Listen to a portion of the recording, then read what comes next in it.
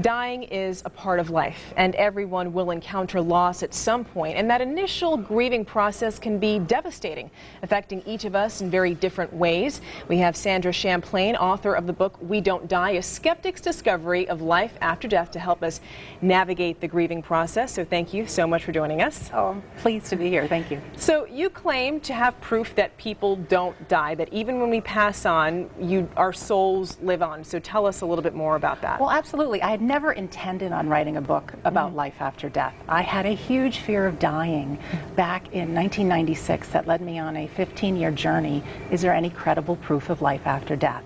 So I studied through the world of mysticism, which I never believed in, a bit with science, medicine, physics, and I came up with some incredible proof that we don't die. Like?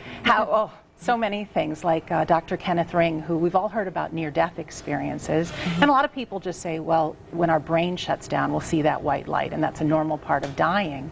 But this doctor actually studied people that had been blind since birth, thousands of people, and when they had the experience, they could see with their mind's eye. They could see the operating room. They could see the colors of their family members in the next room. And that, plus a bunch of other things, led me to calm my own fears, but I was never going to write a book about it or really share, because, you know, I don't want people to think I'm a crazy woman.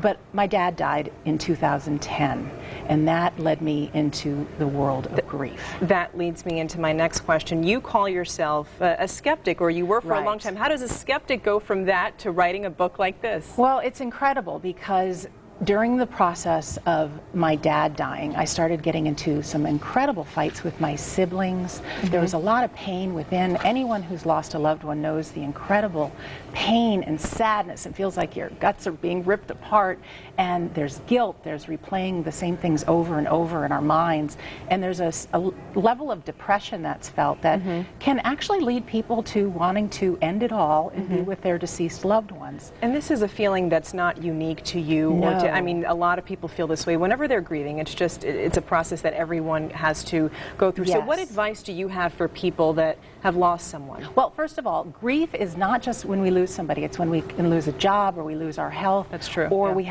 lose a relationship. Many people don't know that even if a parent loses a child, 80% of those marriages end in divorce because of the grief happening within our brain. So the first thing is to understand grief. Understand that the chemistry within our brain changes.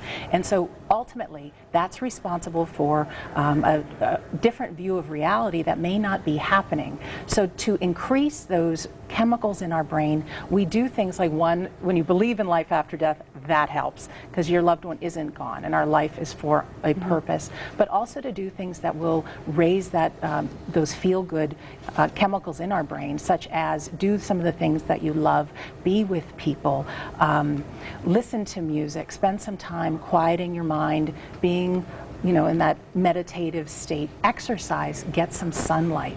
Those kind of things raise our feel-good emotions and can raise that brain chemistry. And you can take all those steps into practice, right? Oh, yes, you can take them into practice. There's a gentleman from Florida who had heard my words, and he had lost his wife, and he had been upfront with me that he was ready to end it all. And after doing the steps within We Don't Die, he's now happily engaged. He reports that he's now living his life as opposed to ending it. And if I can give that gift to one person, I can give it to thousands. Thank you so much, You're Sandra, welcome. for joining us. All right, well, Sandra has a book signing at the Barnes & Noble in Danbury next month. It's Saturday, August 24th at 2 p.m. All right, folks, we still... From Connecticut's newsroom, now Fox Connecticut Morning News. Welcome back. Coping with the death of a loved one is an incredibly difficult process, but it's an important process to understand, and a local author has written a terrific book to not only help educate people about grief, but also to empower people to live their life fully. It is called We Don't Die, and this morning we have Sandra Champlain here to tell us more about the book. As you see the cover there, what inspired writing the book, and there's a special event going on this Saturday as well. So good to see you, Sandra. How are you? Good morning, Logan. I'm wonderful. So tell us how you decided to write this book. Oh, last thing I would have ever imagined. I was someone who had a fear of dying, and that led me on a journey looking for credible proof of life after death. I found it, so it calmed my fears. Was never going to write a book, though, because I used to think people were crazy that believed in this sort of thing. And then in 2010, my dad got diagnosed with cancer. In the course of 5 months, he ended up passing away right here in Danbury Hospital. And it was a tough time, not only the pain of grief, which we've all felt, the devastation from it, but it was a time, too, that my family started fighting, disagreements with my siblings, and in turn, that ended up splitting up our relationships. So grieving the loss of my dad and grieving the loss of my family started me researching what is grief and why would this happen to a close family. So tell us a little bit about the process of grief and how to go through it and what some of your tips are if somebody is, I guess, having a problem with the death of a loved one. It is, and grief is something we never discuss. Years ago, people would be forgiven not for grief for 6 months to a year and be kind of left alone. Grief is something that we experience anytime we have a major loss. So it can be the death of a loved one, it can be the death of a cat, it can be a loss of a job, a relationship, a divorce. The grieving process, the brain has to rewire itself for a new reality. So what most people expect is the anger, the pain, the sadness. But what's happening within our brain is we lose a lot of a neurotransmitter called serotonin. And serotonin controls our mood, but it also controls our perception, our communication, our memory. So a lot of the reasons there's so much fighting is because our brains aren't healthy. I compare a grieving brain to someone who is going through a drug or alcohol withdrawal. So love, in effect, is our addiction, and when the love is no longer there, it hurts. And so to be with a grieving person, we want to have compassion.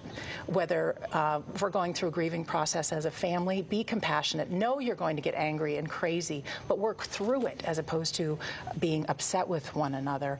There's some things to do to raise the serotonin level within our brains, things that bring us happiness, things like a girlfriend of mine brought me to a puppy store while Dad was dying, and as hard as the pain was of losing my dad, you have a puppy licking your face. Right. It's hard to not smile. So things that bring you joy are important. I think believing in life after death is ultra important. And some people laugh at that, but years ago, the population as a whole used to think the world was flat. Right. And it took 300 years to change that conversation. And there is credible evidence out that we don't die, that we survive physical death. The evidence is out there. Might take some time to change that. But for instance, there was a woman who gave my book gave We Don't Die to her mother, who her husband had passed away after 41 years of a close relationship. This woman had locked herself in the house, was so depressed. People often stop living themselves when they're experiencing grief. And this woman realized the husband did not die. He's around. We may not be able to see him, but had the faith that she will see him again.